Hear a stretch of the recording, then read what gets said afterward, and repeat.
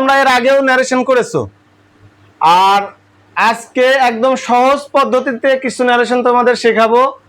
দেখো, এই মানে এত সহজ করে একবার শিখতে পারলে জীবনে তুমি নিজের নাম ভুলে যাইবা, বাট ন্যারেশন বলতে পারবা না।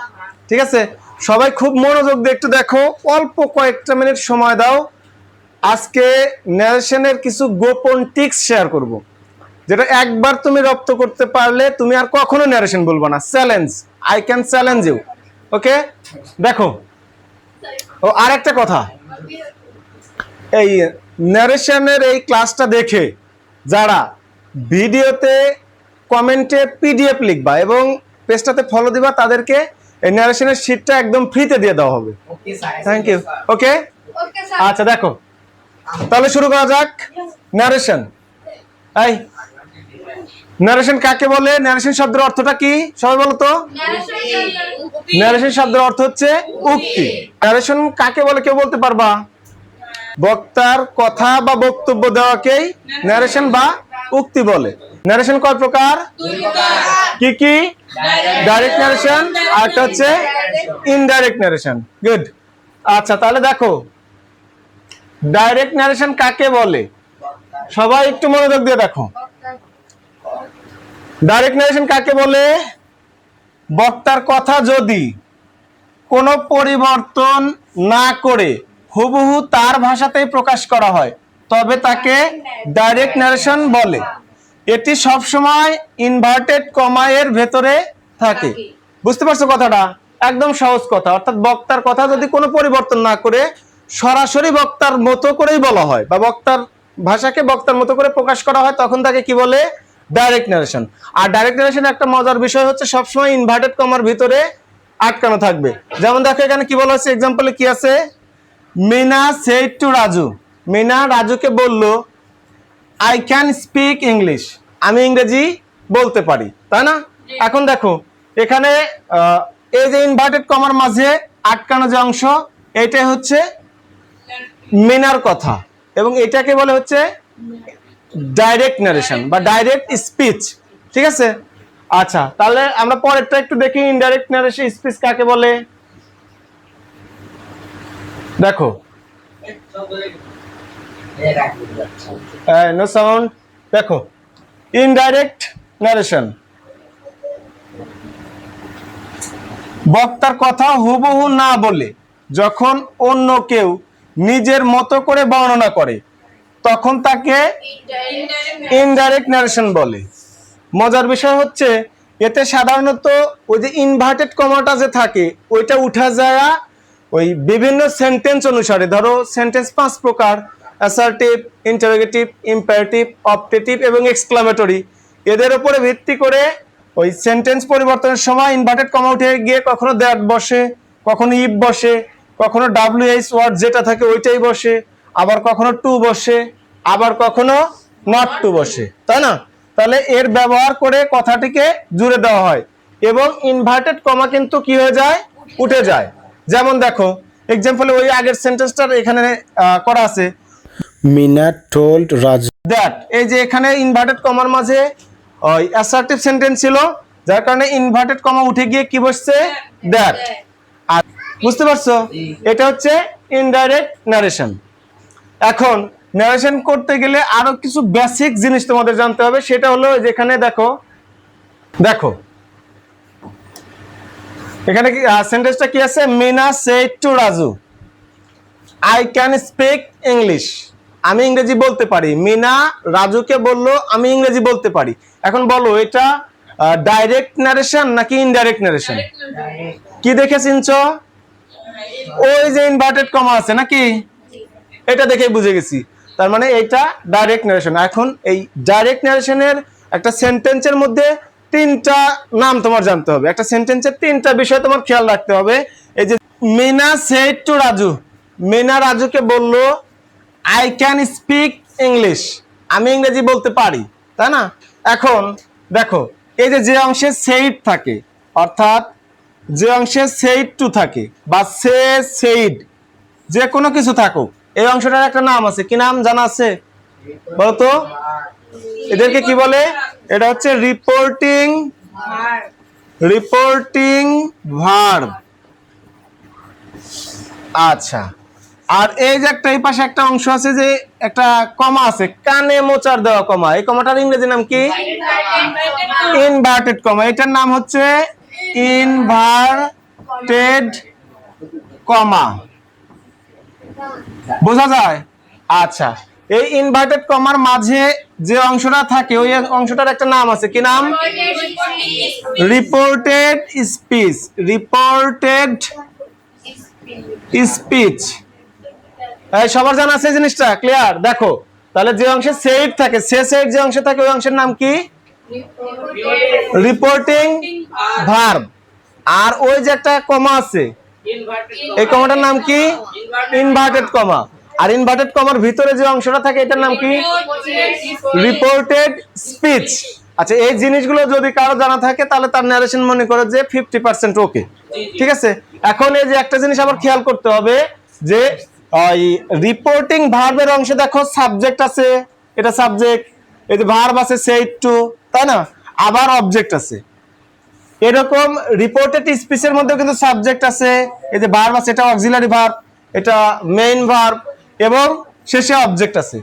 এই জিনিসগুলোই তোমাদের খেয়াল করতে হবে। এখন চলো আমরা পরবর্তী ধাপে চলে যাই এবং ডাইরেক্ট ন্যারেশনকে ইনডাইরেক্ট ন্যারেশন করার সহজ পদ্ধতি কয়টি? 3টি। কি কি? পার্সন পরিবর্তন, টেন্স পরিবর্তন, এবং সময় ও দূরত্ব সংক্রান্ত শব্দের পরিবর্তন। ঠিক আছে, আজকে আমরা পার্সন পরিবর্তনগুলো ক্লিয়ার করে নেব। ন্যারেশন করতে গেলে সবচেয়ে প্রথম যে জিনিসটা আমরা ভুল করি সেটা হচ্ছে পার্সন পরিবর্তন করতে গিয়ে, তাই না? তাহলে পার্সন পরিবর্তন করার একদম সহজ নিয়মটা দেখো। আচ্ছা, রিপোর্টেড স্পিচ এর সাবজেক্ট বা অবজেক্ট যদি ফার্স্ট পার্সনের হয়।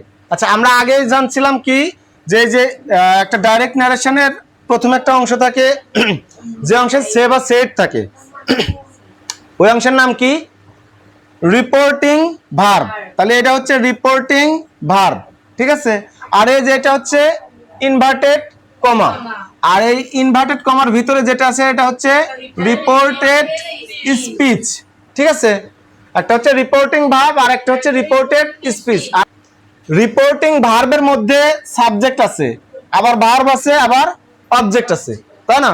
আবার রিপোর্টেড স্পিচের মধ্যে সাবজেক্ট আছে, এটা অক্সিলারি ভার্ব, এটা মূল ভার্ব, এবং অবজেক্ট আছে। তাহলে আমাদের এই জন্য প্রশ্নটাকে তোমার পার্সন পরিবর্তন করার জন্য মানে নিয়মটা কি ছিল? যে রিপোর্টেড স্পিচ এর সাবজেক্ট। তাহলে রিপোর্টেড স্পিচ কোনটা? রিপোর্টেড স্পিচ কোনটা? এটা না? ইনভার্টেড কমার মাঝে যে অংশটা আটকানো আছে এটার সাবজেক্ট বা অবজেক্ট সে যেটাই হোক, যদি কি হয়? ফার্স্ট পার্সন হয়। যদি ফার্স্ট পার্সন হয় তাহলে কি হবে? তাহলে রিপোর্টিং ভার্ব এর সাবজেক্ট অনুযায়ী পরিবর্তন হবে। এখন আমরা এটা পরিবর্তন করি। ঠিক আছে, আচ্ছা একটু খেয়াল করো। আবির সেড টু মে। আবির আমাকে বললো, তাহলে কথা হচ্ছে কার কার মধ্যে? আবির এবং আমার মধ্যে, তাই না? দুজনের মধ্যে কথা হচ্ছে, একজন আবির আর একজন আমি। আর কথাটা শুরু করছে কে? আবির। আবির আমাকে বলছে, কি বলছে? আই হ্যাভ ফিনিশড, আমি শেষ করে ফেলেছি, মাই ওয়ার্ক, আমার কাজ, অর্থাৎ আমি আমার কাজ করে ফেলেছি।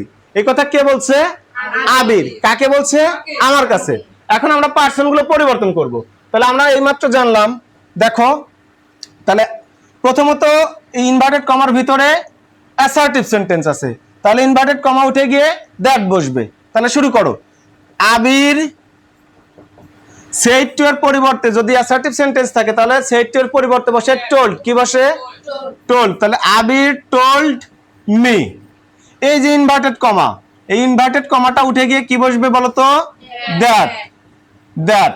এখন পরিবর্তন করবো হচ্ছে পার্সন। দেখো আইটা কোন person? First person. First person হলে কাকে অনুসরণ করে পরিবর্তন হওয়ার কথা? কাকে? আবিরকে। আচ্ছা, এই আইটা আছে ধরো প্রোনাউন রূপে, তাহলে আবিরকেও কি রূপ দিতে হবে? প্রোনাউন রূপ। প্রোনাউনের এবং সাবজেক্টিভ রূপ দিতে হবে, তাই না? তাহলে আবিরের সাবজেক্ট রূপ কি হবে? হি। ছেলেদের ক্ষেত্রে কি হয়? হি। আমরা ব্র্যাকেটে এ দিয়ে রাখলাম বোঝার সুবিধার্থে, যেটা আবির। বুঝতে পারছো? আর যদি এখানে কোনো মেয়ের নাম থাকতো তাহলে কি হতো? শি হতো।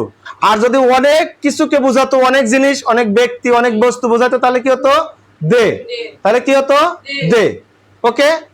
আর যদি একটা জিনিস বোঝাইতো অন্য কিছু তাহলে হতো ইট। মনে থাকবে? ওই প্রোনাউনটা যে নিয়মে বসে সেম নিয়ম। তাহলে এখন দেখো, আবির টোল্ড মি ইনভার্টেড কমার পরিবর্তে দ্যাট আই। মনে রাখবা এখানে টেন্স পরিবর্তন করতে গেলে আমরা কয়েকটা জিনিস খেয়াল করব। একটা হচ্ছে যদি প্রেজেন্ট পারফেক্ট টেন্সে থাকে, মানে যদি ডাইরেক্ট নারেশনে প্রেজেন্ট ইনডিফিনিটে থাকে তাহলে ইনডাইরেক্ট নারেশনে পাস্ট ইনডিফিনিট করতে হয়। ঠিক আছে? আবার যদি প্রেজেন্ট কন্টিনিউয়াস থাকে তাহলে পাস্ট কন্টিনিউয়াস টেন্স করতে হয়।